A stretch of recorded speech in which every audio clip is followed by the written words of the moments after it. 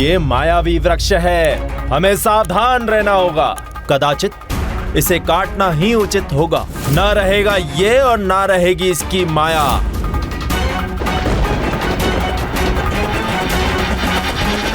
रुक जाइए।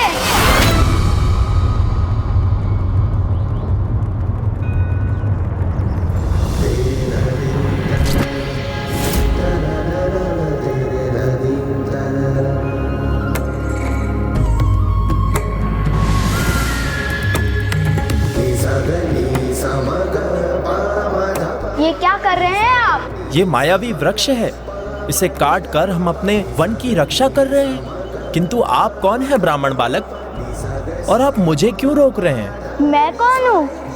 इससे अधिक महत्वपूर्ण प्रश्न तो ये है, इस निर्दोष वृक्ष के साथ ये अन्याय क्यों कर रहे हैं? वनवासी प्रकृति के साथ रहते हैं, वही जीवन का आधार है, और इस वृक्ष को काटकर आप उसी को आघात पहुँचा रहे हैं। वनवासी हैं, इसलिए हम वन को भली भांति पहचानते हैं। वन से हमारी रक्षा है, तो हम भी वन की रक्षा करते हैं। हे ज्ञानी ब्राह्मण बालक, ये वृक्ष जो अचानक यहाँ उगाया है, ये एक मायावी वृक्ष है, और जो मायावी है वो प्रकृति के विरुद्ध है, इसीलिए इसका नष्ट होना आवश्यक है। शत्रु की पहचान उसकी शत्रुता या दुष्टता भरे कर्मों से होती है। क्या इस वृक्ष ने आपके साथ कोई शत्रुवत व्यवहार किया है? तो आपका संदेह तथ्यों पर नहीं, अनुमान पर आधारित है, और मात्र अनुमान के आधार पर आपने इस वृक्ष को दोषी मान लिया। प्रभु महादेव के शिवलिंग के निकट उगा ये वृक्ष मायावी ना होकर दिव्य भी तो हो सकता है।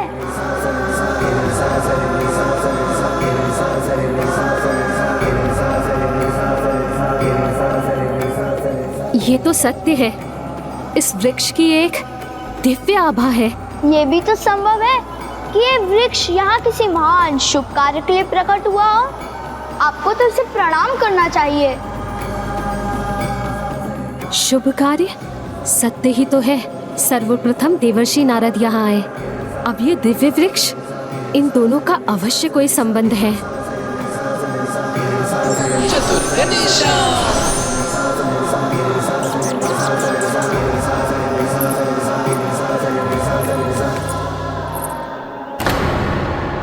इनके भ्राता को तो मैंने रोक दिया, किंतु भाभी में वली अब आगे क्यों बढ़ रही हैं?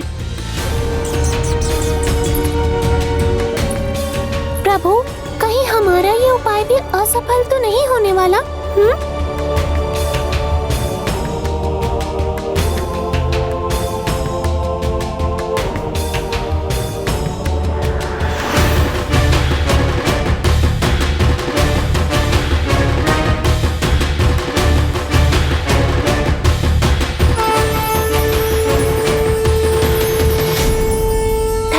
प्रभु, यदि आप स्वयं यहाँ भेष बदल कर न आते तो आज आपके भ्राता का ये प्रेम प्रसंग युद्ध में परिवर्तित हो जाता। कार्य संपन्न हुआ प्रभु, चलिए।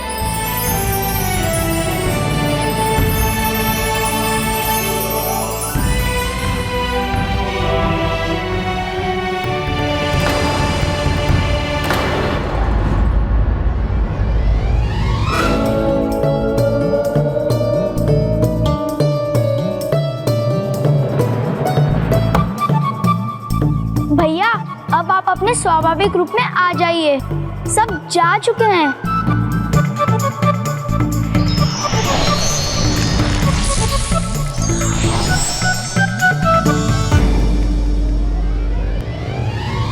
ये कैसा उपाय सुझाया तुमने मुझे गणेश? अभी काट देते वो मुझे, पर ये सब करने का लाभ क्या है अनुज गणेश? सुना तो तुमने भी होगा ही, कैसे कटु शब्द कह रही थी मुझे वो। दंभी, अभिमानी, ऐसा हूँ मैं, ऐसा हूँ। भ्राता, ये तो अनुचित है। एक तो मैंने इस संकट को टाला, और मेरी प्रशंसा करने के स्थान पर आप मुझसे ऐसे कटु वचन बोल रहे हैं। मेरे सुझाव को आपने ध्यान से सुना ही नहीं। मैंने ये कदापि नहीं कहा था कि ऐसे वृक्ष बन जाइए जिस पर सबका ध्यान चला जाए। उससे पहले मैंने भेष बदलने को कहा तो आपने भेष के साथ अपना व्यवहार भी बदल लिया। किसी कन्या को क्या इस प्रकार प्रस्ताव दिया जाता है?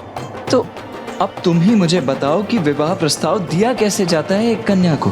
प्रेम से, मधुर वचनों, मधुर भावनाओं के साथ, उनके प्रति निष्ठा रखते हुए, जैसे जैसे उनकी भक्ति कर रहे हों।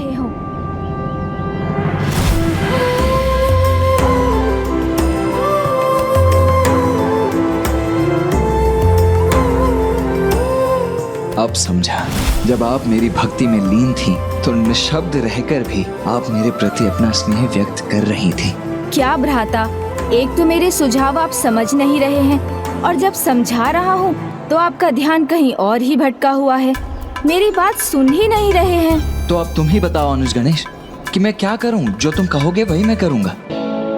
ऐसी परिस्थिति में सादगी, सरलता और पवित्रता से किसी को भी प्रभावित किया जा सकता है, और साथ ही कुछ अद्भुत कीजिए। और आप तो जानते हैं, चमत्कार को सभी नमस्कार करते हैं। पिताश्री का कष्ट अब मुझसे देखा नहीं जाता। अभी भी स्वस्थ नहीं हुए, शैया से भी नहीं उठ पाते। चमत्कार अवश्य करूंगा। और जब भाभी माँ आपसे पूर्ण रूप से प्रभावित हो जाएं, तब आप भाभी माँ को विवाह प्रस्ताव दे दीजिए, बस पिछली बार के समान। समझ गया।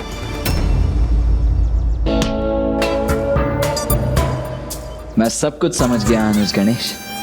इस बार मैं सब कुछ उचित ही करूंगा। और हाँ, मैंने पहले भी कहा था अनुज गणेश कि भाभी माँ उन्हें तभी बुलाना जब वो विवाह के लिए हाँ कह देंगी। किंतु भ्राता, आप पूरी बात सुन तो लीजिए। फिर से आधा ही कहा सुनकर चले गए प्रभु, पूरी बात सुनी ही नहीं। चलिए मूषक जी, हमें उन पर दृष्टि बनाए रखनी होगी।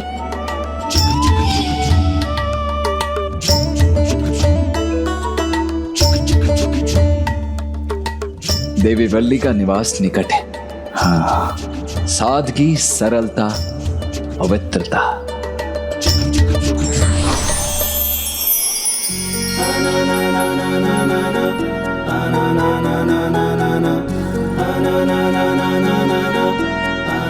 हर हर महादेव।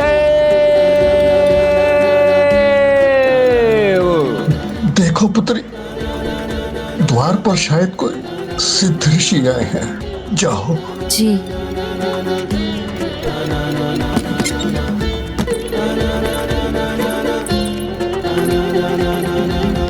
प्रणाम ऋषिवर। तो अब नंबी राजन जी स्वयं को इतना महान मानने लग गए हैं। अपने पद का इतना अहंकार हो गया है उन्हें कि इस शिव भक्त के स्वागत के लिए स्वयं द्वार पर भी नहीं आ सके। भ्राता को तो प्रेम पूर्वक बात करने बोला था, परंतु वो तो क्रोध की वर्षा कर रहे हैं। ना तो मेरा सुझाव मान रहे हैं और ना ही देवी वल्ली से उचित प्रकार से व्यवहार कर रहे हैं। क्षमा कीजिए ऋषिवर, अस्वस्थ होने के कारण मेरे पिताश्री स्वयं आकर आपका स्वागत न कर सके। तो चेष्टा तो कर सकते थे।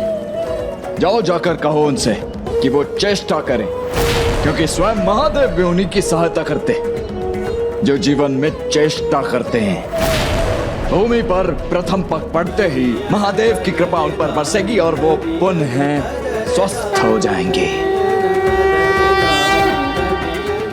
इन ऋषि के वचनों ने मेरे मन में नवीन उत्साह भर दिया है। उन्होंने संकेत दिया है मुझे प्रयास करना चाहिए।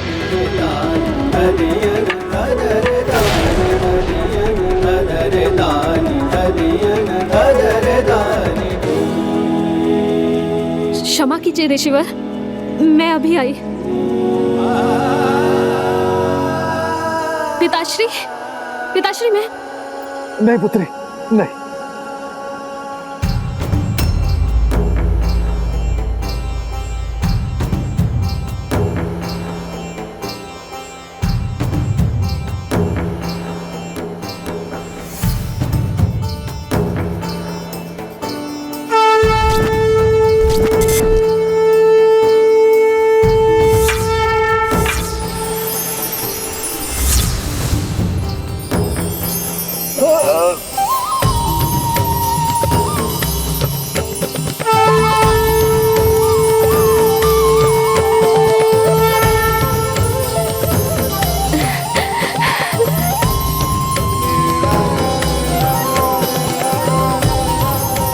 आश्चर्य, अद्भुत। मैं स्वस्थ हो गया। ऋषिवर के वचन सत्य हो गए। हाँ पिताश्री, चमत्कार है ये। मैं अत्यंत प्रसन्न हूँ।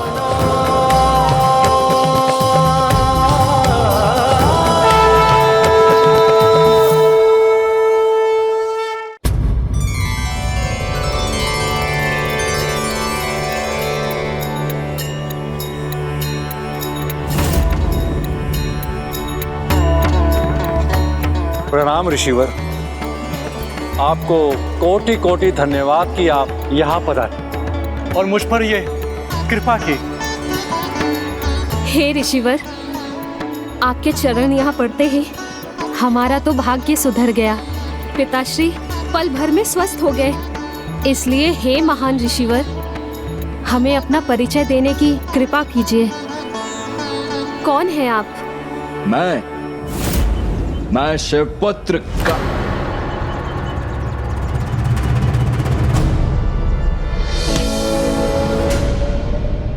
शिवपुत्र?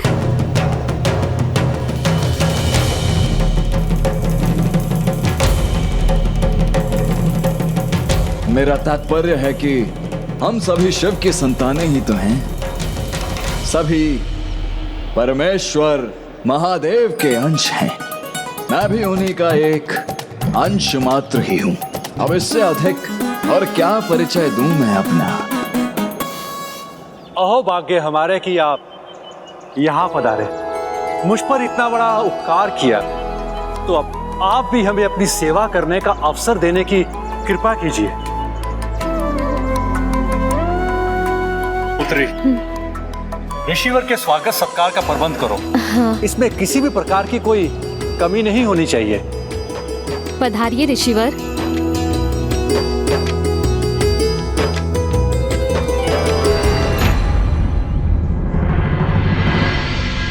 मूषक जी आइए।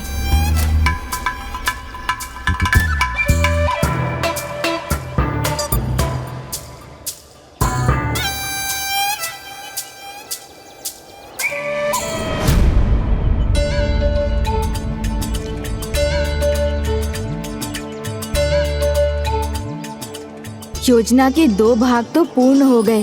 भ्राता ने चमत्कार भी दिखा दिया और भाभी माँ को प्रभावित भी कर लिया। अब बस विवाह प्रस्ताव रखना शेष है। वैसे इस चमत्कार के बाद तो भाभी माँ वल्ली का मना करना संभव नहीं लगता। चमत्कार को नमस्कार करना ही होगा उन्हें।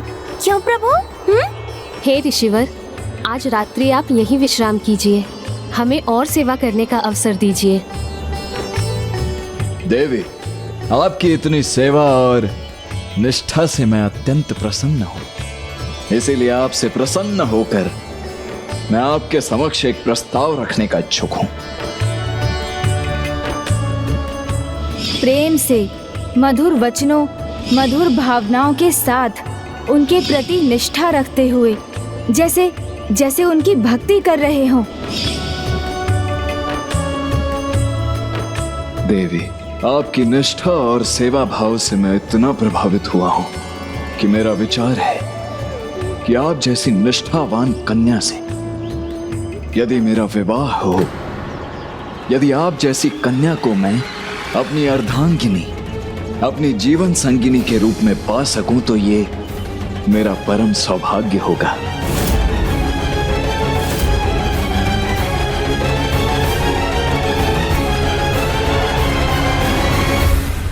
विवाह होगा, कुमार कार्तिकेय और तुम्हारा विवाह होगा। मैं स्वस्थ हो गया। ऋषिवर के वचन सत्य हो गए।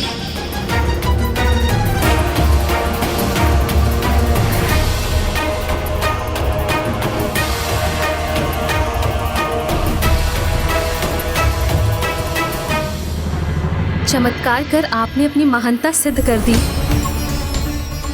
मैं सदा आपकी आभारी रहूंगी। किंतु क्षमा कीजिए ऋषिवर,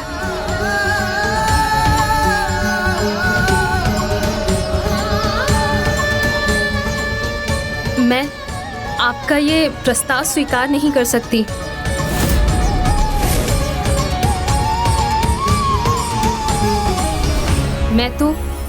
प्रभु कार्तिकेय को अपना स्वामी मान चुकी हूँ। कार्तिकेय को अपना स्वामी मान चुकी हूँ। कार्तिकेय को अपना स्वामी मान चुकी हूँ। मन ही मन उन्हें अपना सर्व समर्पित कर चुकी हूँ। मेरे हृदय में एकमात्र उन्हीं का वास है। मेरा तो जन्म उन्हीं के लिए हुआ है। मूषक जी, लड्डू मिलने वाले हैं। भाभी माँ ने भ्राता के प्रति अपनी निष्ठा स्पष्ट कर दी। किंतु जब मेरे प्रति इनकी निष्ठा इतनी दृढ़ है तो ये मुझे पहचानने में असमर्थ क्यों है?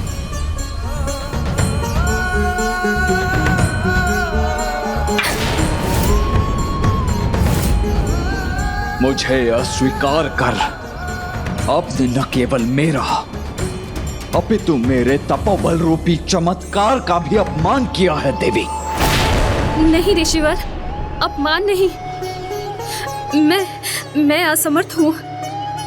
जब अपने तन मन से मैंने अपने प्रभु कार्तिकेय को अपना स्वामी मान लिया है तो अन्य किसी को कैसे स्वीकार कर सकती हूँ?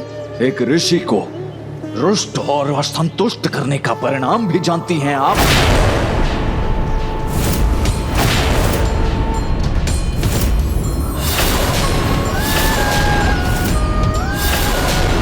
अब भ्राता क्या कर रहे हैं? बोलिए देवी, आप अपने निर्णय पर विचार करना चाहती हैं अथवा परिणाम भुगतना चाहती हैं? प्रभु, अब परिणाम जो भी हो उसका सामना करूंगी मैं, किंतु आपको पति के रूप में कदापि स्वीकार नहीं कर सकती।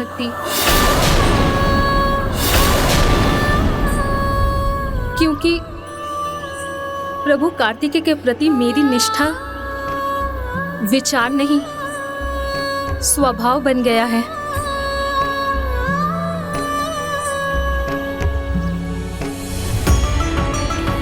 आप जो भी दंड देंगे मैं स्वीकार कर लूंगी। बस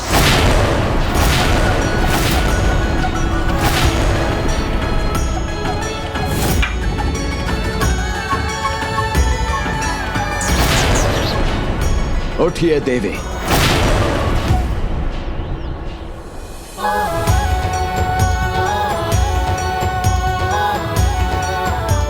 आपके चरित्र की ही भांति आपके विचार भी पूर्णतः पवित्र हैं। आप मुझसे दंड पाने की नहीं अपितु प्रभु के प्रति इतनी अपार निष्ठा और भक्ति के लिए आशीष पाने की अधिकारी हैं।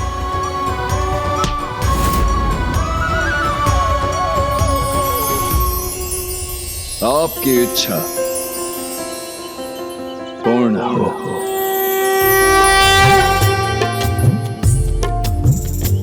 हर हर महादेव, हर हर महादेव। विवाह होगा, कुमार कार्तिकेय और तुम्हारा विवाह होगा। मैं आप दोनों को एक वचन देता हूँ कि आपके अगले जन्म में जब सभी परिस्थितियां उचित होंगी मैं आप दोनों से विवाह अवश्य करूंगा।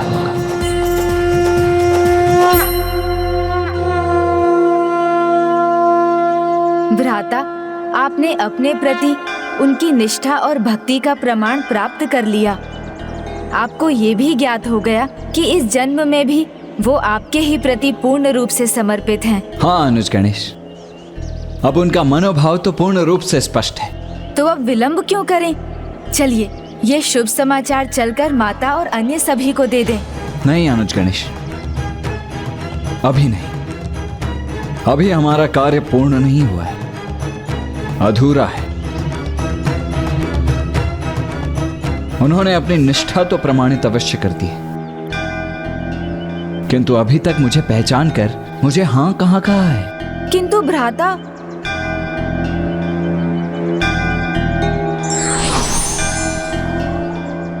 किंतु परंतु कुछ नहीं अनुज गणेश, तुमने मुझे अति उत्तम उपाय सुझा दिया है।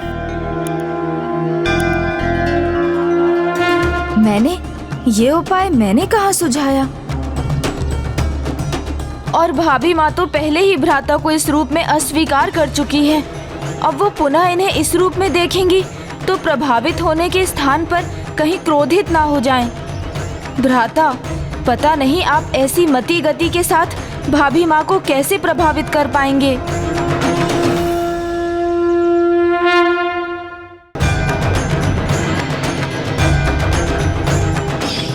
पहले उनकी रक्षा की, फिर चमत्कार दिखाया, उपकार जताया।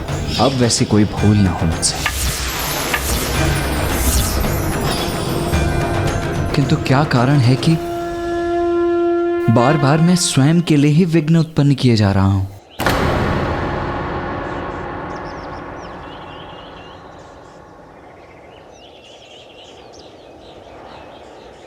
विघ्न तो तब दूर होंगे जब सर्वप्रथम मैं विघ्नहर्ता श्री गणेश जी का स्मरण करूंगा। नमस्ते गणपते त्वमेव प्रत्यक्षं तत्त्वमसि त्वमेव केवलं कर्तासि त्वमेव केवलं धर्तासि। अनुज गणेश, विघ्नहर्ता गणेश, मेरे विघ्न हर कर मेरी सहायता करो। वही तो करने की चेष्टा कर रहा हूँ भ्राता, परंतु आप अभी तक मेरी पूरी बात सुन ही कहाँ रहे थे। मुझे तो ज्येष्ठ में कुछ भी परिवर्तन दिखाई नहीं दे रहा है। आपको कैसे समझाऊं मूषक जी, शुभ समय में अशुभ वचन नहीं बोलते।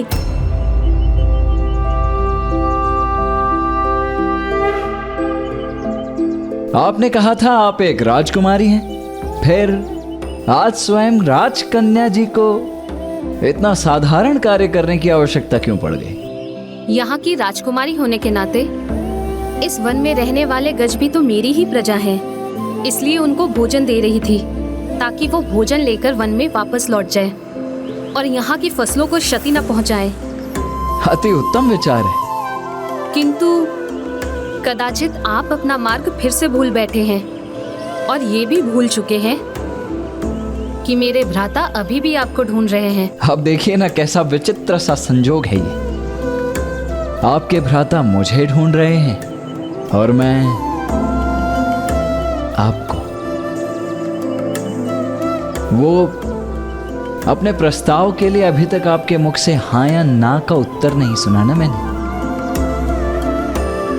पूर्व में मेरे व्यवहार के लिए मैं आपसे क्षमा प्रार्थी हूं। कदाचित तब मैं आपको दंभी भी लगा हो सकता हूं, किंतु मेरा विश्वास कीजिए ऐसा कुछ नहीं है।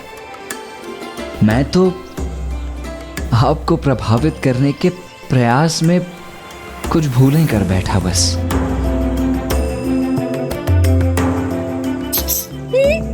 प्रभु के इस रूप को देखकर भाभी माँ तो अभी भी ना ही कहेंगी, किंतु इस बार ये मेरा दायित्व है कि वो भ्राता को पहचाने भी और हाँ भी कह दें। वास्तव में तो मैं अपना संपूर्ण जीवन आप जैसी ही किसी कन्या के साथ बांटना चाहता हूं, जिसके लिए अब आप शीघ्र अति शीघ्र मुझे अपने पिता के पास ले चली ताकि मैं उनसे आपका हाथ मांग सकूं। इसकी कोई आवश्यकता नहीं है। मैंने तो अपना जीवन प्रभु कार्तिकेय को समर्पित कर दिया है। यदि इस जीवन में मेरा विवाह होगा तो एकमात्र उनसे ही होगा, यही नियति है। इसलिए आप जहाँ से आए हैं वहाँ कृपया लौट जाइए। भाभी माँ तो प्रभु से लौटने के लिए कह रही है। अब आपने कुछ नहीं किया तो सब व्यर्थ हो जाएगा प्रभु। एक बार पुनः विचार कर लीजिए देवी, कहीं ऐसा ना हो कि फिर आपको पछताना पड़ जाए। पुनर्विचार वो करते हैं जिनके हृदय में कोई दुविधा हो, और मेरे हृदय में कोई दुविधा नहीं। स्वयं मेरे प्रभु, मेरे स्वामी कार्तिकेय वास करते हैं। इसलिए यदि आप धर्म में विश्वास रखते हैं तो आप फिर से ये प्रस्ताव नहीं रखेंगे और मेरे पीछे नहीं आएंगे।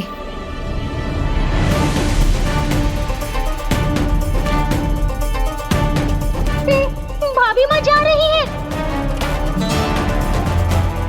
और प्रभु कार्तिकेय उनके पीछे भी नहीं जा सकते। शीघ्र कुछ कीजिए प्रभु। भाभी माँ ने कहा था यहाँ की राजकुमारी होने के नाते इस वन में रहने वाले गज भी तो मेरी ही प्रजा हैं। मिल गया उपाय। देवी वल्ली तो लौट रही हैं और मैं उनके पीछे भी नहीं जा सकता। अब तो तुम्हें ही कुछ करना होगा अनुज गणेश।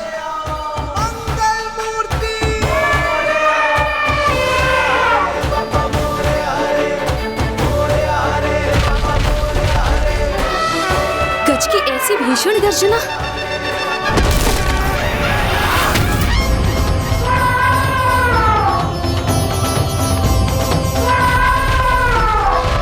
इतने वर्षों में इतना क्रोधित गज मैंने आज तक नहीं देखा। देवी, आप शीघ्र मेरे पीछे आ जाइए। मैं आपको इस गज से सुरक्षित रखूंगा। नहीं, प्रभु कार्तिकेय मेरी रक्षा करेंगे।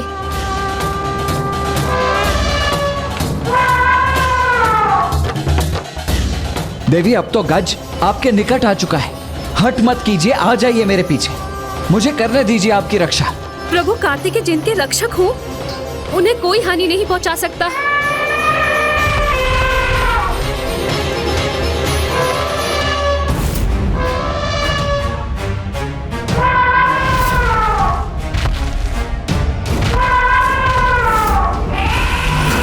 प्रभु रक्षा कीजिए।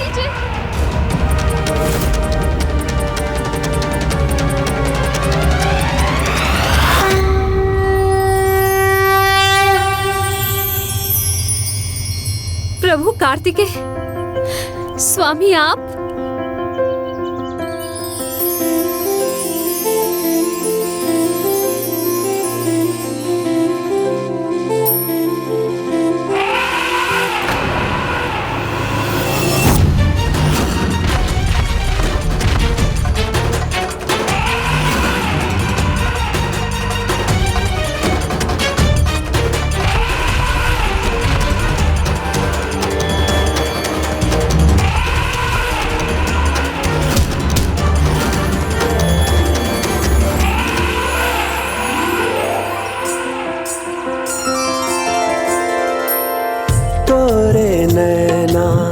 मोरे नैना दोनों के हैं एक नैना। हो तोरे नैना मोरे नैना दोनों के हैं एक नैना।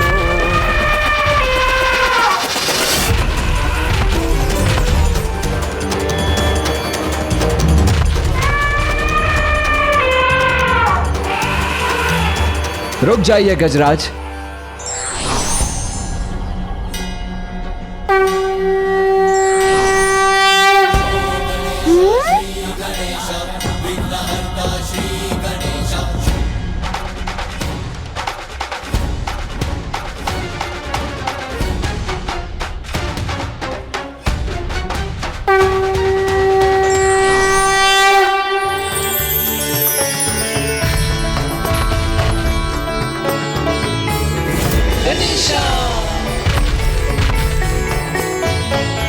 तो क्या अब भी आपका उत्तर नहीं है?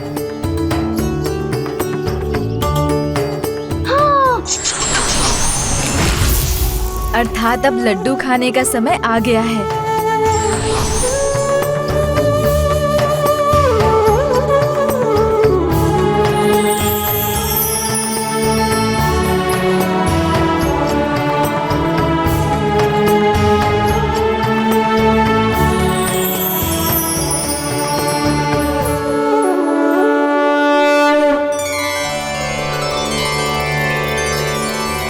भ्राता, आपकी कल्पना की उड़ान कहाँ जा रही है?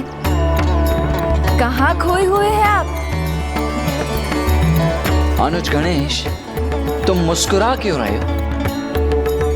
देखा नहीं तुमने? मुझे पहचान कर भी हाँ नहीं कहा है अब तक उन्होंने। भ्राता, हम पुरुष शब्दों का अधिक प्रयोग करते हैं, किंतु नारी वो तो हमसे कहीं श्रेष्ठ हैं। अपने मन का भाव वो शब्दों से अधिक अपनी दृष्टि, अपने हाव भाव से कर देती हैं। या कदाचित अब भाभी माँ आपकी परीक्षा ले रही है। हाँ, और उचित भी है। आज दिन भर आप उन्हें भिन्न भिन्न रूपों में विवाह प्रस्ताव रखकर विचलित करते रहे, तो वो भला इतने शीघ्र हाँ क्यों बोले? और भ्राता, अभी तो आपको अपने भील आखेटक के रूप में ही रहना होगा, क्योंकि भाभी माँ ने आपको अवश्य पहचान लिया। किंतु रात्रि के इस समय में यदि किसी अन्य ने भी आपको पहचान लिया तो? हाँ गणेश, किसी ने पहचान लिया तो अर्थात मुझे अब आखेटक के रूप में ही रहना चाहिए। हाँ, किंतु गणेश, जब तक वो स्पष्ट रूप से मेरे विवाह प्रस्ताव को हाँ नहीं कहेंगी, मैं उनकी हाँ को हाँ नहीं मान सकता। और तुम मेरा ये संदेश उन तक पहुंचाओगे। हाँ गणेश, तुम ही उचित रहोगे। मैं क्यों? सर्वथा उचित है ये। नहीं भ्राता, ये उचित नहीं। पति पत्नी का संबंध तो अत्यंत आत्मीय संबंध होता है, इसमें किसी अन्य का हस्तक्षेप उचित नहीं। उन तक आपकी बात आपके ही मुख से जानी चाहिए। ये भी सर्वथा उचित है। आप एक कार्य कीजिए, उनके लिए एक पत्र लिख दीजिए। मूषक जी उसे भाभी माँ श्री वल्ली तक पहुँचा देंगे। हाँ हाँ, उचित है, सर्वथा उचित है। हाँ, ये उचित रहेगा। हाँ, ये मैं क्या कह रहा? मैं क्यों? क्योंकि आप गुप्त रूप से वहाँ पहुँच सकते हैं।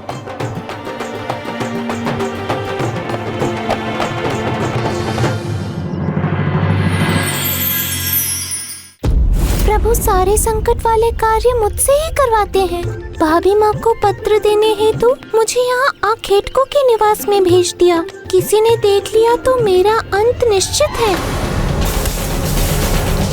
हे प्रभु, जिसका भय था वही हुआ। भाग लो मूषक, अपने प्राण बचाकर भाग लो।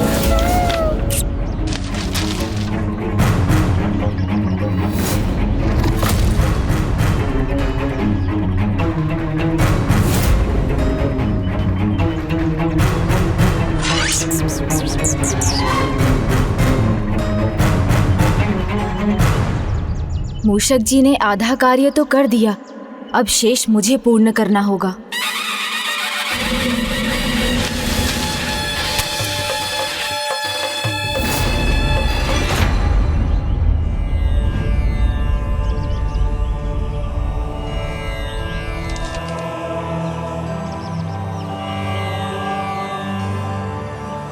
मैं शिवपुत्र कार्तिकेय भील रूप में और वृद्ध ऋषि के रूप में आपसे भेंट करने आ चुका हूँ। मैंने आपसे जो प्रश्न पूछा था उसके उत्तर में आपकी हाँ सुनने के लिए आज की रात्रि के चंद्र के लुप्त होने तक उसी स्थान पर आपकी प्रतीक्षा करूंगा।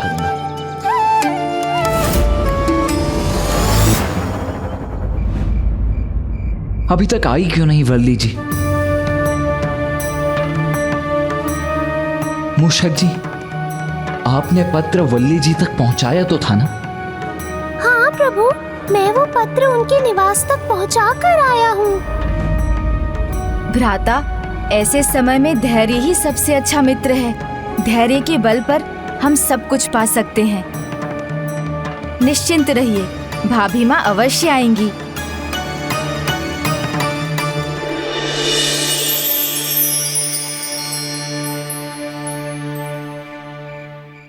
ये आपकी परीक्षा है। मुझसे विवाह करना है तो प्रतीक्षा करेंगे आप।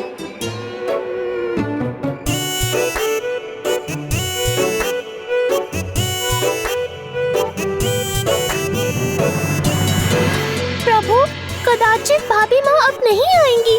हम कब तक प्रतीक्षा करेंगे? चलिए ना।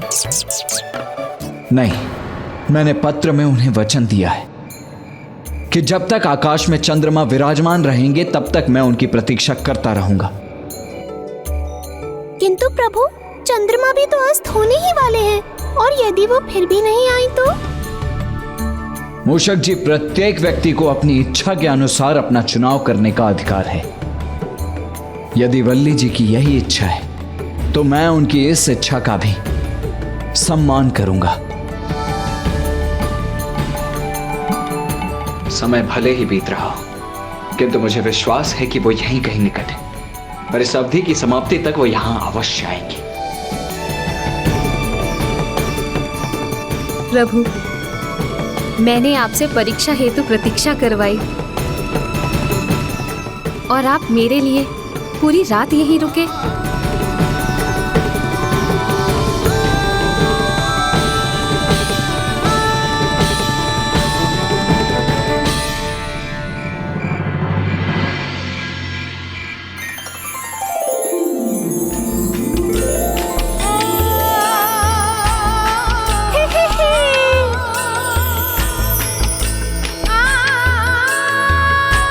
अद्भुत।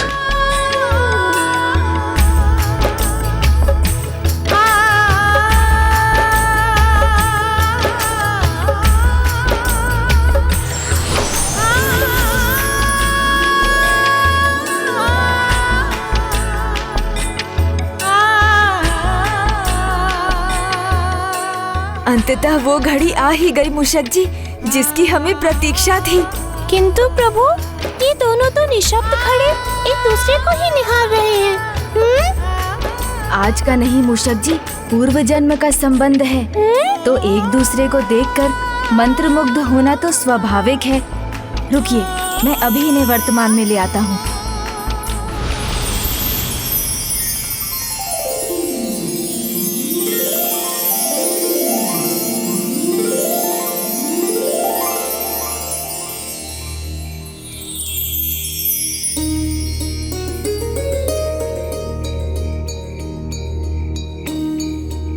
बहुत अधिक समय लगा दिया आपने आने में। परीक्षा देने वाले को परीक्षा लेनी भी आती है प्रभु, और ये आपकी परीक्षा थी। प्रभु, आप तो परीक्षा में सफल हो गए।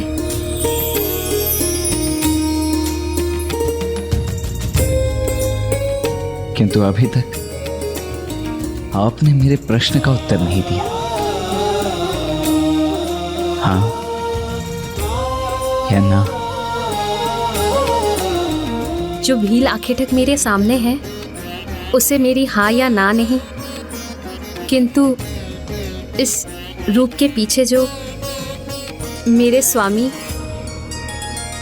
मेरे प्रभु कार्तिकेय हैं, उन्हें तो ना बोलने की संभावना ही नहीं। प्रभु, आपके लिए तो मैंने अपना जीवन समर्पित कर दिया है। आपके लिए हाँ है, बस हाँ।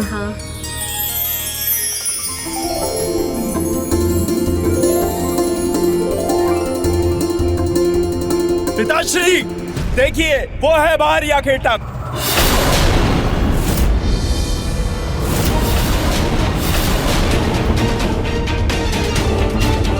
मेरी बहन के साथ उसका ये दुस्साहस, इसे मैं अवश्य दंडित करके रहूंगा। अब ये क्या नवीन संकट उत्पन्न हो गया प्रभु? मेरे भ्राता मेरी सुरक्षा के प्रति बहुत सचेत हैं। देखिए, आप कृपा करके मेरी बस! कहना सुनना बाद में होगा। उससे पहले मैं तुम्हें दंड दूंगा। नहीं।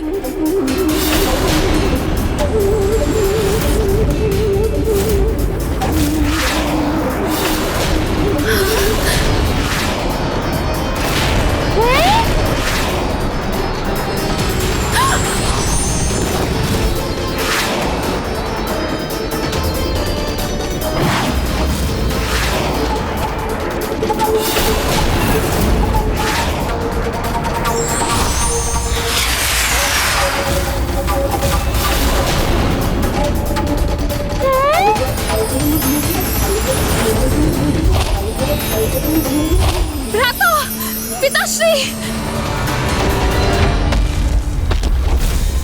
भ्राता। प्रभु, ये क्या किया आपने? मेरे भ्राता, मेरे पिताश्री, इनको इतना बड़ा दंड दे दिया क्योंकि ये आपको पहचान नहीं सके। इसमें इनका क्या दोष? फिर ये दंड क्यों? वल्ली जी, आप चिंता ना करें, इनका कुछ भी अहित नहीं हुआ है। मात्र कुछ क्षणों के लिए अचेत हुए हैं, वो पुनः स्वस्थ हो जाएंगे।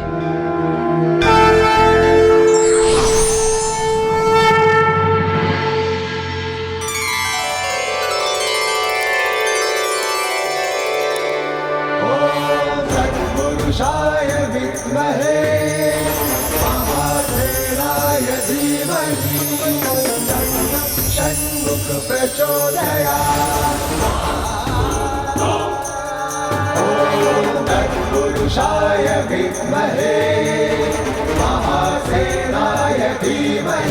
कुमार कार्तिकेय और तुम्हारा विवाह हुआ। स्वयं प्रभु कार्तिकेय यहाँ, अर्थात देवर्षि नारद के वचन सार्थक हो गए।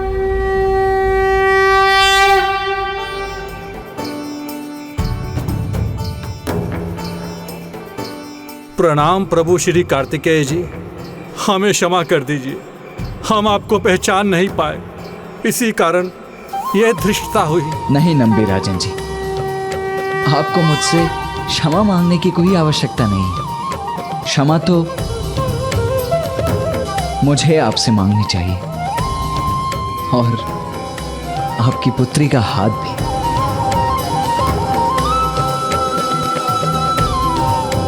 प्रभु, यदि मेरी पुत्री को आपका विवाह प्रस्ताव स्वीकार है तो यह तो मेरा सौभाग्य होगा।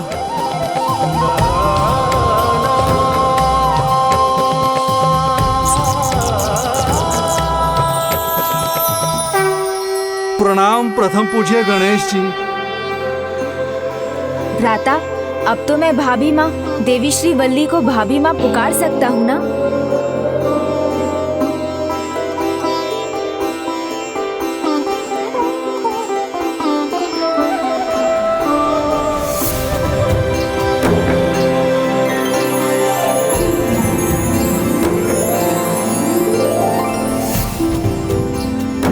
प्रणाम देवराज इंद्र। प्रणाम।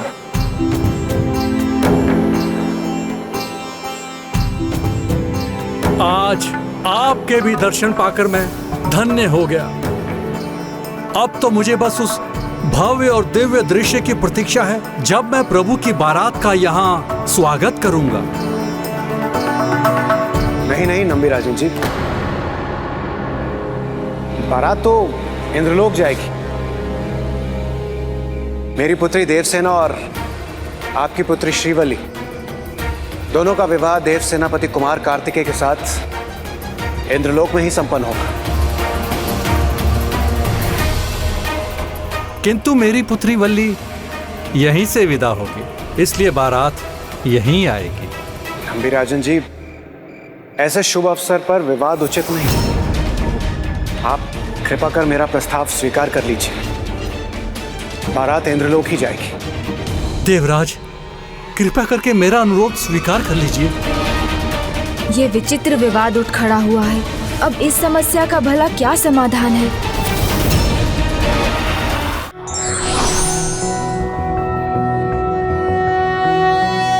मामाश्री। प्रणाम प्रभु। प्रणाम। नारायणाय सकल स्थिति कारणाय, नारायणाय भवभीति निवारणाय, नारायणाय प्रभवाय नमो नमस्ते। ये दोनों पुत्रियां मेरी हैं, इसीलिए बारात का स्वागत मैं और देवी लक्ष्मी वैकुंठ में ही करेंगे। मुझे आशा है कि आप निसंकोच मुझे ये सौभाग्य प्राप्त करने देंगे।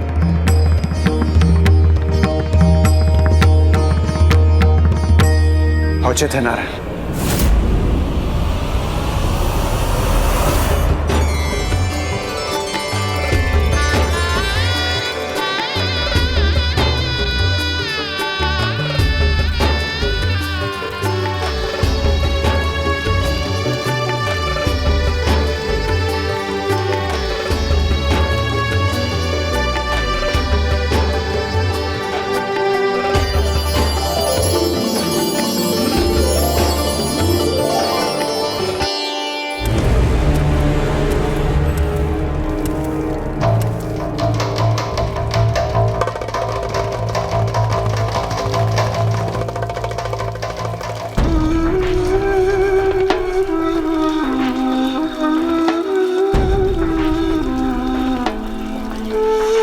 असुर गुरु शुक्राचार्य।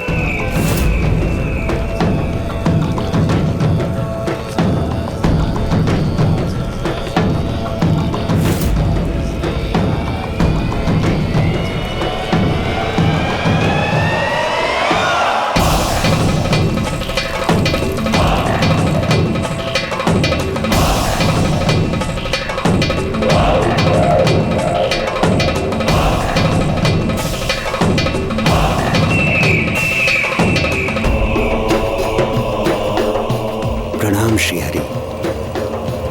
प्रणाम माता लक्ष्मी।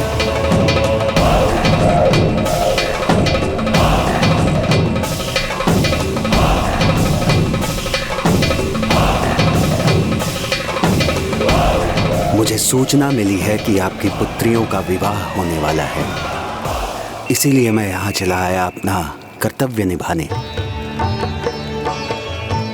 मामा का कर्तव्य निभाने।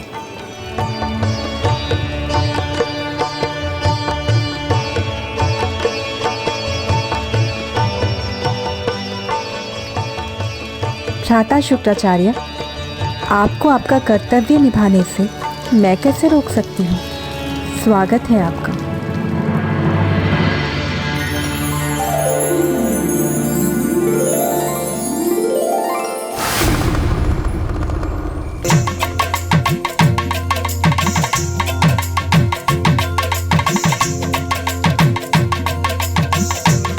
देखिएगा माताश्री पिताश्री, भ्राता का विवाह उतना ही भव्य होगा जितना आप दोनों का हुआ था। सभी देवता आएंगे जिन्हें मैं स्वयं जाकर आमंत्रित करूंगा, और फिर बारात में सबसे आगे भी मैं ही रहूंगा।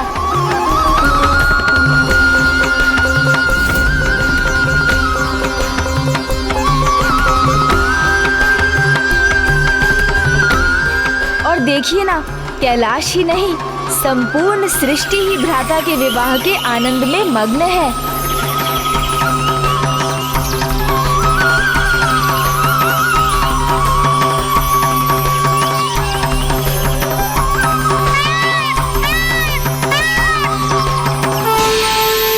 और माता, विवाह के उपरांत तो सर्वाधिक आनंद मुझे ही आएगा। दो भाभी माओं के हाथों से बना स्वादिष्ट स्वादिष्ट व्यंजन प्राप्त होगा। अत्यधिक लाड़ प्यार मिलेगा, क्योंकि उनका एकमात्र देवर जो हूँ।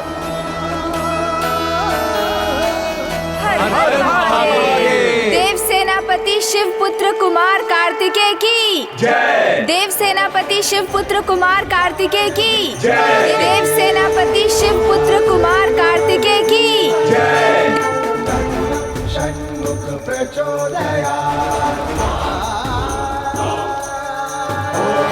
तत्पुरुषाय विद्महे महासेनाय धीमहि तन्नो षण्मुख प्रचोदयात्।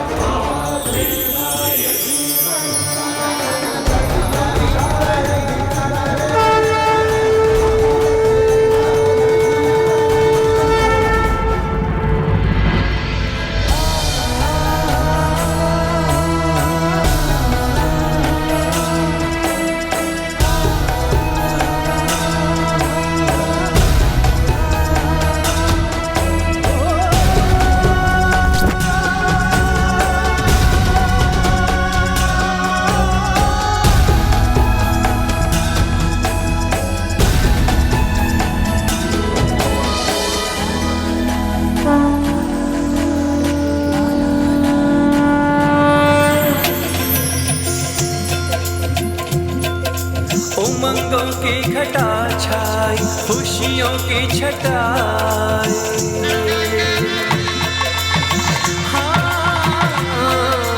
उमंगों की घटा छाई, खुशियों की छटाई। शुभ घड़ी आई, मंगल बेलाई। शुभ घड़ी आई, मंगल बेलाई। ढोल बजे शहनाई बजी, शुभ मंगल बेला आई। ढोल बजे शहनाई बजी, शुभ मंगल बेला आई।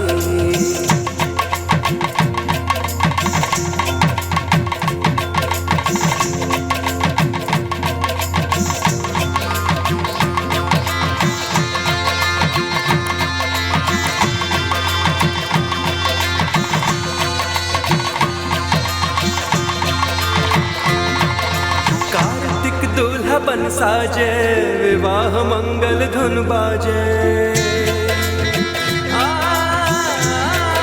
शुभ घड़ी आई, मंगल बेलाई।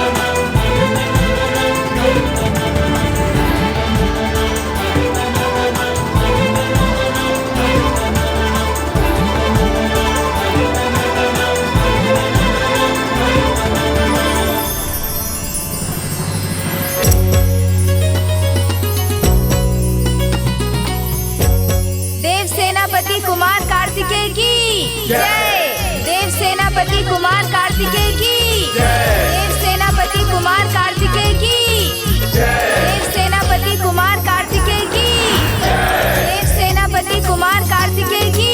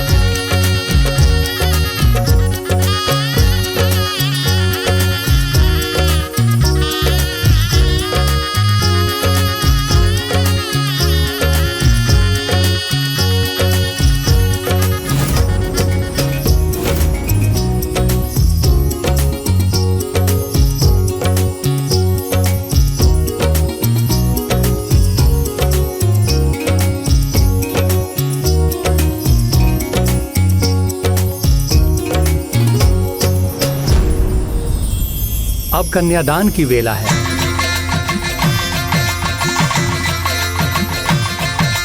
दुल्हन मंडप है पधारी, कन्यादान की बेला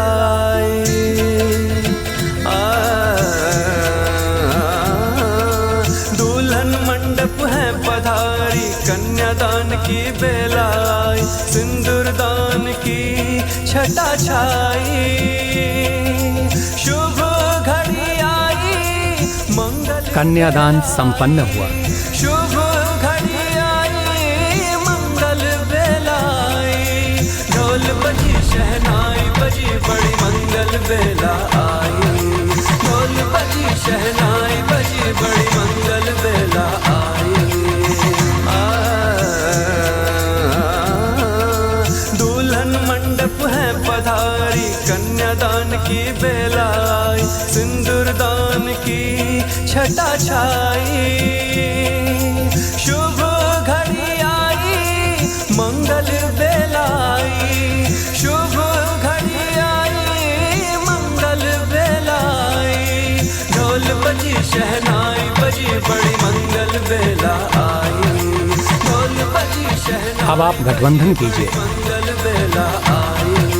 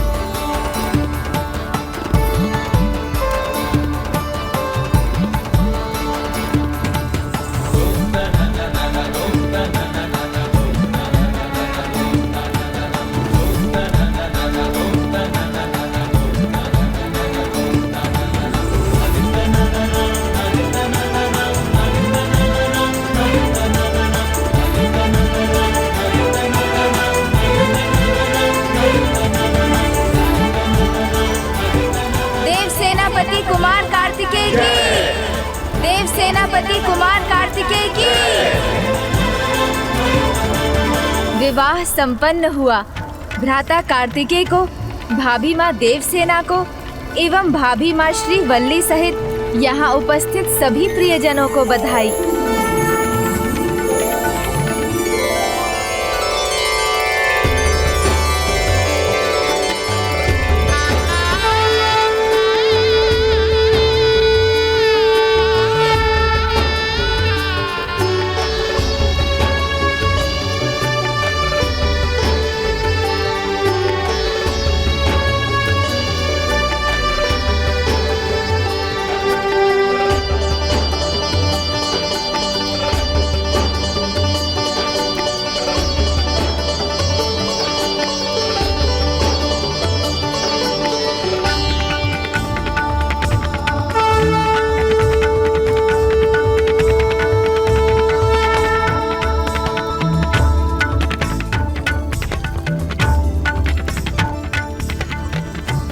सौभाग्यवती भव।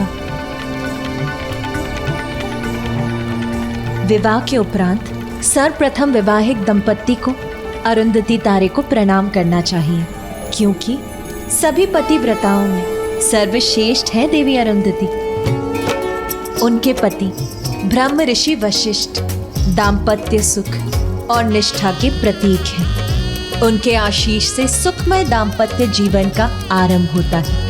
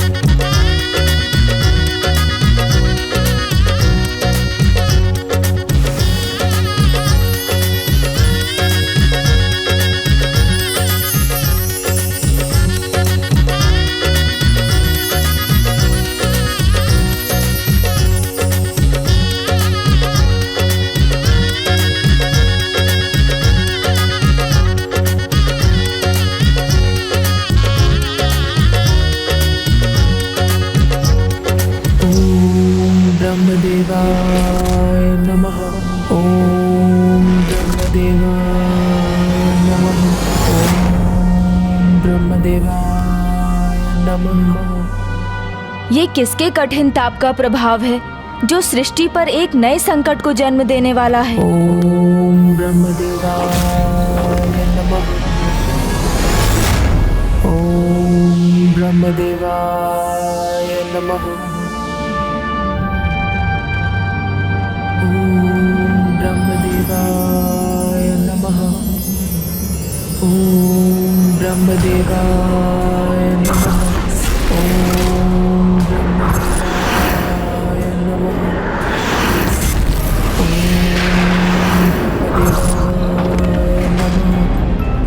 ये तो किसी महासंकट की पूर्व सूचना है। ओम ब्रह्मदेवाय नमः।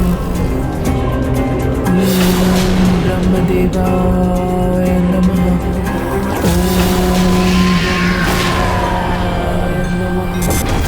ओम ब्रह्मदेवाय नमः। मुझे ये वरदान दीजिए कि मैं सुई अर्थात सूचिका की नोक से सहस्त्रों गुना सूक्ष्म बन जाऊं और जल, वायु, स्पर्श किसी भी प्रकार से और विशेष रूप से प्राण वायु से किसी के भी शरीर में प्रवेश कर उसके हृदय, उसके फेफड़ों और उसके अन्य भागों को अपना आहार बना सकूं प्रभु।